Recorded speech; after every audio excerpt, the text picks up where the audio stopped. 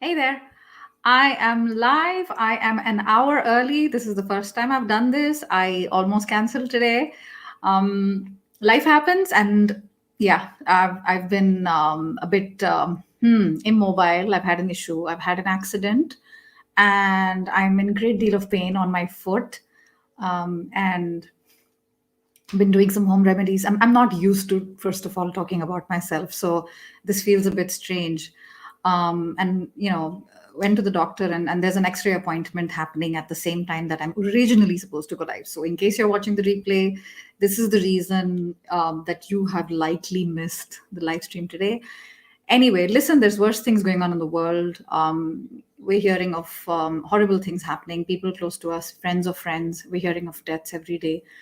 It's dire situation in India. A foot injury, yeah, okay, it's rendered me immobile and slightly unproductive, but nothing compared to what other people are going through. In the last week or so, we have donated to these organizations, which are doing great amount of work in India to transport oxygen cylinders and ventilator machines to all the people that need it, who are fighting for their life. And take a look at these. You can check these out on Google. If you haven't made a donation or you're thinking about it, my compatriots in India are constantly in my thoughts, in my best wishes. So if you're somebody who's been deeply impacted, I'm thinking of you. Having said that, I do want to start, and the show goes on, right? I'm here. I'm here to help, and I have a bunch of questions that I want to help out. Some are slightly more, urgent. So today, if you're watching the replay, I'm already telling you, I'm not going to be taking all your questions. I'm going to be live like 20-25 minutes, and I'm only going to address slightly urgent questions that need more sort of response, because I have to run to get my x-ray done, and it's not easy in this country to get an x-ray appointment, and I got it really, really quickly. So thanks, guys, for joining. Yes, exactly. Thanks for joining. Thanks for being here. It's early morning for you, G. Good morning, guys. Good afternoon. Good evening. Hang in there, my buddies in India. I'm thinking of you. So I'm going to get started because I don't want to waste any time. Yeah, I wanted to talk about the all the foundations that are doing great work. And the first question I'm going to address is somebody who's actually in Australia. So for that person, it's very late at night right now, and I want to address this. So Sherry says, I applied to a role that I know I was overqualified for. And this is Sherry's impression, right? I got rejected because they think I will leave too soon.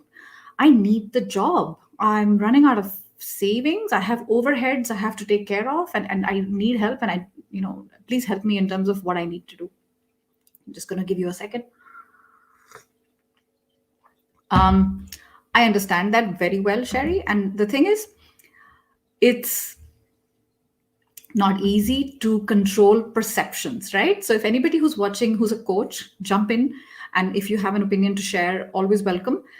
It's not easy controlling perceptions, particularly when there is a bias, and particularly when the bias is unspoken, right? So unconscious bias. Now here, Sherry, I want to break up this question. I'm going to do my best to help you. I'm going to break up this question into two. The first is getting rejected, and the second is knowing that you were believing that you have been rejected because of the fact that you believe you are overqualified for the job. So they're not necessarily sure if you're going to stay, right? The first about getting rejected is a critical one, right? Because there are learnings in there that you need to apply. If you can, obviously, it also depends on the hiring manager. Ask for feedback. Say, it would really help me, in the future to understand if there's something that I need to improve. Then this would really help my future interviews and my career, as a matter of fact. So would really, really appreciate your feedback. So share that, right? And the second thing, if you don't get that feedback, is I want you to Google this word. I'm not going to spend too much time on it. Haplash, just Google it. It's my 7-letter acronym to understand and put yourself in the shoes of the recruiter or the hiring manager and really, really understand what do they want. HEPLASH. You're going to get everything you need if you go to my website. That's superchargeyourself.com. I have a freebie in there, which is related to the interview cheat sheet. Download it. It's free. And you're going to have the detailed abbreviation for Heplash and what it stands for, right? And the third thing is, if you know for a fact that you're being rejected because of the fact that you're overqualified or overexperienced, whatever they want to call it. And sometimes it's a cloak for saying old. You may not agree with it, but my approach to this is attacking it upfront, right? So if they think I'm a woman and I won't be able to handle it because I have children, whatever. So understand that context, right? So I would talk about it and use the SWOT analysis, SWOT, SWOT. What are your strengths? What is it that you're strong at, but others are less strong at, right? Something that sets you apart. Weaknesses could be perceived as somebody who you may not be very stable, right? Opportunity is you're actually available to work. Maybe you're not working right now, so you could actually start tomorrow. The threat is, what if you leave? What if you leave, right? So I would say attack that threat upfront, do the SWOT analysis in detail.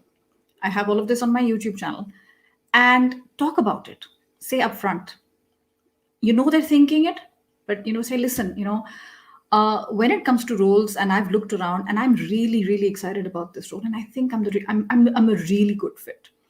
So for now, what I'm looking for, and I know this is what you're looking for, is a role where I can grow and learn and develop. I'm not running away.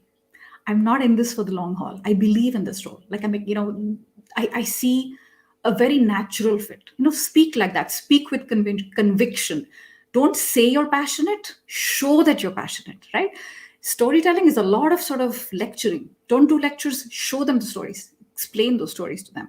And let them see your passion. And beyond that, if you still get a reject, move on. They're not your people, move on. So I hope that helps you, Sherry, because I want to get to the other questions.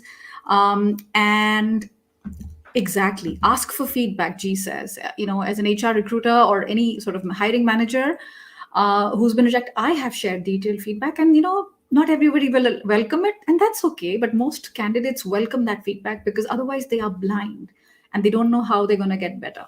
So how do you give an answer on strengths and weaknesses? Harshal, good question. Check out my YouTube channel. There's a detailed part which is related to strengths and weaknesses, particularly weaknesses, because that's the one a lot of us trip over. And I'm using that term with a pun. In case you guys are wondering what's going on, why am I early? I can't go upstairs to my office anymore, so I'm downstairs. You can see it's a different location. My foot, I've tripped. I've injured myself really badly. The weaknesses can trip people over, right? So I have a very detailed step-by-step analysis. So check that out. And what else? Then I have another question that I see. Lovely to see you guys. Very warm welcome. I am a fresh graduate joining a company, and they have a 2-year bond saying that I have to sign. And my HR told me that you have to sign. Okay, there's a pen. If you don't want to sign the bond, Junaid, don't sign it, right? A bond or a sort of a contract is legally binding typically when they are putting a huge amount of investment in you upfront. For example, paying for an expensive MBA or sending you abroad on an assignment, right? Those are expensive investments. That is usually the reason that they make you sign a bond, no other reason. So this sounds a bit fishy to me, Junaid. Personally, I'm not entirely convinced. And the overqualified thing is very serious. And our friend G is here to help out. They'll always be there. The problem is there'll always be overqualified people taking the job, and they may leave for something better. But flip it. And companies need to realize that people leave because of other reasons. Not because. So Sherry, the question was great because focus on the job content, because that is something you understand and you can control it. You can talk about it. The personal dynamics, etc., is a little thing. Exactly. G says, run in the opposite direction when you see this. And I have to share something with you guys. If you're feeling low, I've been very low since yesterday. One idea, dress up. Like, just dress up. Just wash your face, dress up. And have a call with someone, or just go to YouTube, go to Facebook, and just go live. It does a little bit to cheer your mood. It's not just about you. If you can do something for someone else, it's a great mood buster. Okay. The other question that I'm going to address is, somebody left their iPad on. How do you make yourself valuable to your employer? Right? It's a great question. How do you make yourself valuable to an employer? See, the thing is, having been in HR, and I know this, and G can probably corroborate, when the time comes, and not if, when, because it will happen sooner or later. Companies go through upturn and downturns, right? When things are looking bad, they're going to have to make a list of people who's more valuable than others, right? And it's not always logic based. Sometimes it's perception based. So you've got to be able to control the perception and control the narrative. How can you do that? Two ways I can think of right now in a short period of time. The first is managing upwards, sideways, downwards. In this particular scenario, managing upwards is very helpful and a little bit more sort of urgent, I would say, because people in sort of sideways and downwards have less of a decision-making power. So you want to appear very valuable when it comes to upwards. I'm sure you guys can relate with this. So this is not in a work context. Let's say you're home and do you guys remember parties? I don't remember parties. And you have a big bunch of people coming over and you have this friend who constantly comes to the kitchen. Can I help? Can I do something? Usually, I'm not saying always, see, this person has the best intentions, but usually that person is in your way. They can see that you're running around like a mad person, and they just sort of look like they're offering help, but it doesn't necessarily come across as very genuine. So instead, you have this other friend and she sees that you're completely like glued to the oven because you're checking on them. She'll like, hey, listen, I've got this. You do the other thing that I see that you're chopping carrots. You do that and let me take care of this. Or which is more time consuming? Which of the two? She'll ask you and you say, actually, the carrots will take. No, I got the carrots. You go. So be that person who offers specific help without being asked in an area that you know is a pain area. And you know that really well. So that is one way, managing sort of upwards. And the other thing is, which is a little bit icky for some people, is you got to be your own PR person. You've got to. No one else is going to sing your praises. I am not saying you sing your praises and blow your own trumpet. But when the opportunity arises and you're talking to someone upwards, again, it's managing upwards. Ensure that people know if there was something amazing that happened, not everyone is going to say, yeah, that's because Sonal's amazing. Not always, right? Sometimes you got to be like, yes, that's exactly what happened. And this is the way I addressed it. What do you think? You're not looking for compliments, but you're sharing. You're sharing an observation that this is the way you did it. Please don't let those opportunities go unnoticed. And the third is a smile file. That's the last thing I'm going to say. Every time you receive a compliment, particularly from someone who makes a big difference in decision-making, document it. Put it into something called a smile file. When the time comes for promotions, performance evaluations, share that smile file with that person. So I hope that helps in terms of appearing more valuable, right? Okay. Oh my gosh. The toxicity thing is real, guys. Real. I can't tell you. I have clients who have cried. There's leadership currently that in some places is so bad. I heard this morning an example from a client, and she used the example, my boss is like an untrained dog.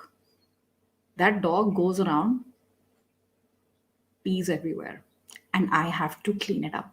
There's a lot of damage control. Can you imagine? You're doing your job and then you're cleaning up pee from the floor. You don't want that. What is it going to do to your mental health? What is it going to do to your physical health? All right. It is, Avani. It is a way to take care of yourself. Thank you. Kush, hi. You have a question. I'm just making sure I haven't missed anything out. If you guys think I've missed something, please just put it in the comments again. I want to make sure that I address it. Delayed promotion, low pay, increased working hours, and then HR mail comes that we believe in employee welfare. Yeah, that's not really good HR. Sorry, Kush. I am telling you that's BS, okay? BS. There's like any function out there, right? You have good HR, you have bad HR. You have good finance, you have bad finance. You have really great marketing teams, you have crap marketing teams. It's just like that. Yeah. They are not walking their talk. They are talking the talk. They're not walking the talk. That's all I'm going to say to you.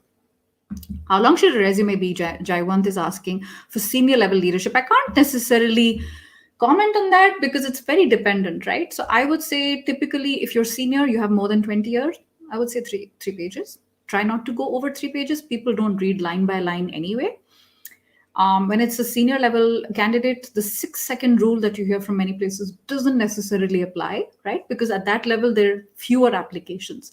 So you want every page to count. So don't focus on description of all the things you did. Focus on accomplishments and what a difference you made to the bottom line, to the top line, to cost, to savings, to reputation management. Focus on those things. If you do that, you will easily be able to bring it down to 3. I have done maximum 4, but that's for a CEO role. Even that, I felt I could have reduced it, but she'd had 30 years experience. So we did reduce a lot of the past 10 years, and we focused on the last 10 years. So hopefully that helps you. All right. Good evening from Uzbekistan. Lovely to have you here. And if you want to create a smile file on Canva, G is all in. G, you are very in your element today. You are in your zone today.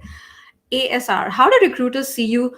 How do recruiters see you asking for the offered salary at the first stage of application? So I'm not quite sure I understand ASR. Do you mean, so you never ask for a salary at the first stage? You never bring up money? Okay, watch a YouTube video of mine which is related to salary expectations. If you write salary expectations supercharge, go to YouTube, you'll find it. There's a detailed step-by-step method. You do not be the first one to bring up. When they say, would you have any questions for us? You say, yes. So what does this position pay? Please don't do that. Don't waste the question. Ask other things. I hope that's the question that you asked. Hi, Kaushal. How do you take proactive steps to client work and challenges? Kaushal, can you be a little bit more specific in your question so I can help you? Because tell me a specific example, and then maybe I can explain, because otherwise it's a bit broad. How can you be proactive? Just like the example I gave earlier, right? When you see a problem, go and see how you can be helpful in that problem, and don't wait, right? And as opposed to saying, is there anything I can do to help? If you're not sure what I'm talking about, go and watch the replay. Hopefully that'll help you. So I'm going to move on. And why is it that the HR fraternity cannot come out of their boot licking and ultimately damaging their company? I can't answer that, Himanshu. I don't know. Like I told you, there's good HR and bad HR. Your question seems a bit rhetorical. And for the moment, I'm going to focus on slightly more urgent questions because I have to leave for a very important X-ray. So tell me if you have a very specific thing that you need help with. Harshal, how do you introduce yourself when we are with an experienced person? Is it necessary to explain your previous company? Sure, Harshal, definitely. Watch my video on Tell Me About Yourself. The title is Tell Me About Yourself. It's a 60 to 90 second answer, no more. And focus on past achievements. Focus on, yes, where have you studied? Basics, right? But you don't want to get into details and a long monologue of 5 minutes. You're going to lose that other person. So in that video, I have a demo answer, which is 83 seconds. You can't get better help than that, which will literally, that's all you need. So go and practice it, practice in front of the mirror, and you're going to be fine. All right. I'm going to answer another question, which I have received by email. Vinny says, if you've recently started at an organization and suddenly get an interview call elsewhere, guys, you know this. I'm honest. I'm going to give you advice from the street. Okay. I'm not a coach who's been a coach her whole life. I've worked just like you guys in companies, good experiences, not so good experiences, lots of learnings, lots of growth. So I'm going to tell you what works in companies, right? It may not work in every company. Culture is different, but this is my opinion. And coming from someone who used to be in HR, take it with a pinch of salt. When you start at a new company, you stay in touch with recruiters. You do. You never know the future. And if someone gives you a call, you can say, yeah, I've just started recently, and they still want to meet you, say yes. Say yes. They're not giving you an offer. They want to meet you. What's the worst that'll happen? You meet them and it's a waste of time. It's actually not a waste of time. Stay in touch with them, find out where they live, send them a Christmas card, send them a Diwali card, just stay in touch. I have a guy on my podcast called How I Got Hired. His name is David Wee in Singapore. This is exactly what he did. It's episode 4 or 5. Listen to it. This is the way he got opportunities in so many companies like Johnson and Johnson and GE Capital because he stayed in touch. And don't be that person who thinks you've got a job and then there's nothing else in life that you need. It's short-term thinking. I had that in thinking and I suffered because of it. So hopefully that helps you. All right, I'm going to see if we have any other live questions. I'm seeing a lot of questions on YouTube. I love that you guys are so engaged. Be your own PR person. As well as, let's see, Nitesh, there's two positions. One is a service-based multinational company. The other one is product-based multinational company. Which one do you pick if they have the same offer and the same benefits? So first of all, Nitesh, this is a good problem to have. I love it when we have two and you can choose. You know what? Focus on the position. Focus on the position. This would be my advice. Don't get seduced by the name, right? Whether it's service-based or product-based, I think is less of a deciding factor, but focus on the role, like the meat of it. Does it have enough that you can do? Is it going to help you to move to the next step in your career? What am I talking about? You have to have a career strategy. Where do you see yourself growing? What does your growth plan look like? To be in the next step in your career, what are the things you need to do to grow? And which of these two positions is going to help you do that? Learning, growth, opportunities, people management experience. Focus on that. And even more, at the same level, I would say, also look at the people, the relationships, the culture. There's invisible things that you can feel, but you can't see it. When you went in or when you met people on Zoom, with some you had more of a vibe, more of sort of a click. Do that. I feel like that is priceless. And particularly now that you know that the money on both sides is the same, so that's good. I would do that more, right? Focus on which one will help you to grow more. And that comes down to the role. It's not about the position. It's not about how fancy the company is. And it doesn't really matter if they're service-based or product-based. Honestly, I don't know the difference in the two. So this is my answer to you. Okido. I have to leave in 8 minutes. So if you see that I haven't answered your question, I would highly recommend you to do one thing, and that is join Supercharge yourself. Join the Supercharge club, right? I have a membership club which meets 2 times a month, and it's the price of a Netflix subscription. We're a group of people, and I help them. We go through resumes, LinkedIn, content, interview prep, all of that. We've been meeting since February.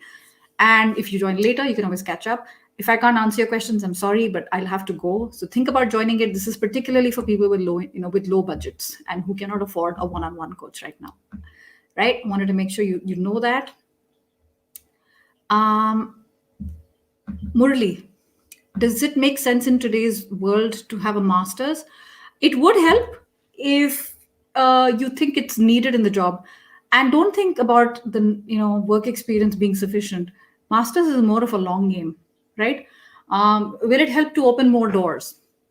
It's a long game. My MBA from INSEAD helped me in the beginning, yes, a little bit. It's helped me even more 10 years later. So the ROI is a bit long term.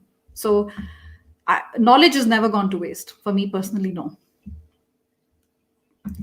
Sanaya, what if a recruiter contacts you and decides and then suddenly stops replying to you? Follow up once, follow up twice, gone third time. Give it a gap of 5 business days. Say, hey, you reached out and I'm excited to hear about the role. And then there's silence. And recruiters a lot of us have no idea how flooded their life is right now. So don't necessarily take it personally. Okay. Risto has some advice for the person who was asking about resume. Thank you so much, Risto. Then Dana, is it okay to ask what is your local day? Sorry, Dina, I'm not able to understand the question. Could you please write it again? And I have to leave soon. Yeah, do bring up volunteer work, but also put it down in your resume. Katrasita, that's what I would do. How do you stay positive? I understand, Avni. I've answered this question before in a lot more detail. Focus, stay in your own lane. Stop comparing. Comparison is the thief of joy. Focus on what you can do and help others.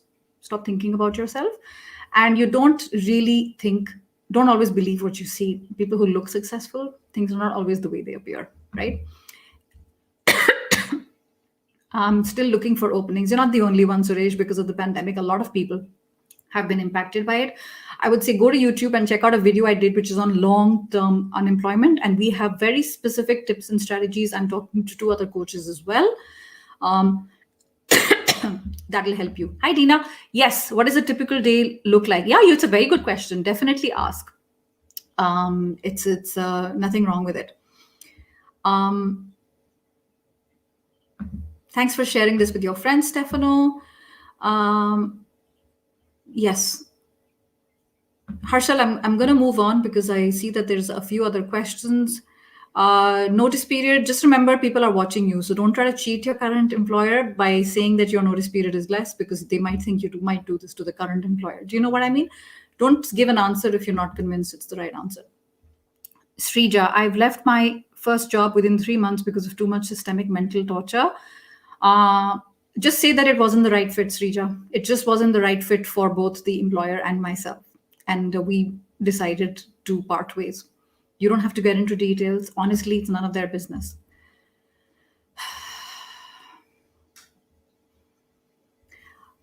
Inappropriate comments will get you nowhere, right? This is visible on LinkedIn, Facebook, and YouTube. This is all I'm going to say. It's going to damage your reputation, Santosh. Think about it before if you do that again. All right. I was shortlisted, but HR called me and said, unfortunately, we found candidates who are ready to join at a less package. Wish them well, move on. Don't bring your price down, please. Please don't do that. That's a big mistake. This type of HR is looking at it like a bargaining thing. Wrong. They're not your people. Move on. And I'm being a bit hurried as well because I'm trying to get through more questions in 3 minutes. Naveen, what do you do if it doesn't happen the way we perceive? Takes a variant course and you're not able to control 10% of it. Focus on what you can control, Naveen. It's a bit more sort of philosophical question, which we're going to have to skip right now. Focus only on the things you can control and ask slightly more high vibration questions. This is a low vibration question. High vibration is question, what can I do? Who can I help? Focus on what you can control, right? Sham, I'm a veteran and diversity program. Finding it difficult to make Indian companies understand the value of veterans. I understand, Sham. There's the bunch of people who are focused on helping veterans. One of them is a guy called Captain Vinny Singh. Check him out. He's on LinkedIn. Yeah, I flashed his name and he's very active in this particular space. I think this question needs a lot more time, which I don't have time for because I have to go to my X-ray right now. Sai Kumar, I've been in an organization for almost 3 years. Management is still postponing my promotions and salary corrections. This is not fun. Yeah, you feel a bit cheated, etc. And if they continue to do it for a long time, at some point you're going to be like, okay. So I would say keep your options open. If a company calls you, you take the call. That's what I would say. I understand this. And unfortunately, they don't walk the talk. Right? My Lalit, my manager didn't like me the day I joined. Oh, they have a problem with you. No, don't make complaints about it. I don't know if it'll help you. It's sad because your manager is the one you do need to get along with because that person makes a big difference to your career. I suggest you talk to your manager about it. And if you don't see anything, if you speak to the MD, the manager will find out, right? Or the AVP will find out. You've burnt bridges if you do that. You can't go back. You and your manager, whatever strained relationship you have, it will crack. It will not be able to go back together. Thank you. Thank you for being here. All right.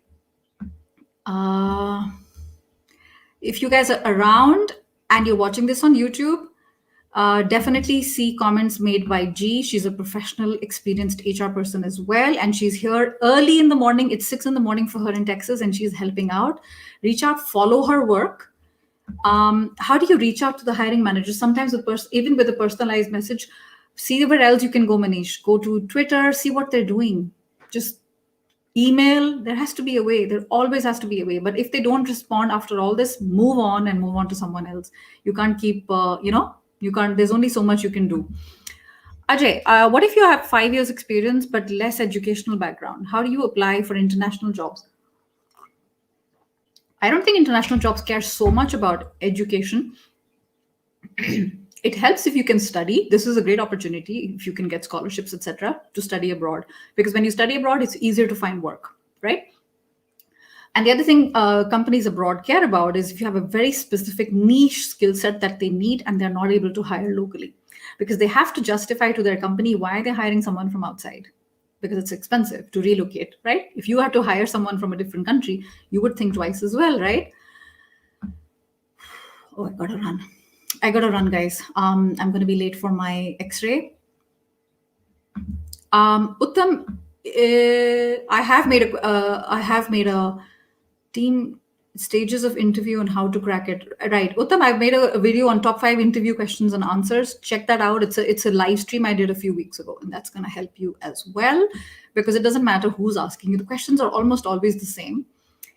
And is it a must to provide visibility to high-level management to get promoted? I mean, do it in a way that feels natural to you, right? Because if you don't do it, who's going to do it? Not everybody's sitting around and waiting for Narendra and sing his praises. Sometimes you got to do it yourself in a very sort of classy way, you know? If you're being paid lower than your industry, is it okay to seek double? Explain. Yes, it is, but you got to explain why you deserve more. You got to explain the facts. You got to explain that you've done your research and that all the achievements, etc., that you've done. And yeah, companies do understand mostly across the world. How do you talk to HR to change positions? You ask. Honestly, you ask. And if they're not interested, then you keep doing what you're doing today. Otherwise, you move on, Zia.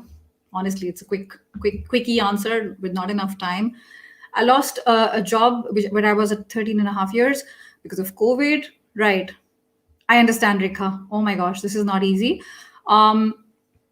It's very understandable because of COVID. Many people have lost their job. If you're 49 and you think you're too old, then you're too old. Don't focus on the age. Focus on your experience and the value you bring to companies. I have a huge bunch of videos on my YouTube channel where I talk about all of this. Check it out. And if you need any more, also go to LinkedIn and do hashtag Ageism, AGEISM, and Supercharge Fridays. So hashtag Ageism, hashtag Supercharge Fridays. I've done a detailed live stream on the topic of ageism, if this is the issue. But don't focus on age right now. Focus on what you can control. How do you find headhunters? Word of mouth, Google. I have to run, guys. All right. Yeah. Ooh, Rahul, I can't answer this. If after you resign, they've offered you the expected salary. It's up to you what you want to do. There's no right or wrong answer. It's very difficult to go back. Yeah, it's very difficult to go back. There's been cracks in there in those relationships. How do you work with multiple layers of reporting, one to many? It's confusing. How do you work? It doesn't work, especially if the two personalities are clashing, right? It doesn't work. All right. Thank you so much, guys. Thank you for being here. Thank you for being understanding. This is going to be my life for the next 6 weeks or so. I'm going to be immobile with my cast. So appreciate all your support. I hope I've been able to answer as many questions as possible. Take care of yourselves, especially to all my friends in India. If you haven't seen this already, my husband and I have already donated to these foundations that I've talked about. If you haven't done anything and if you want to help, these are great places to start. And all the best, everyone. Have a good weekend. Bye.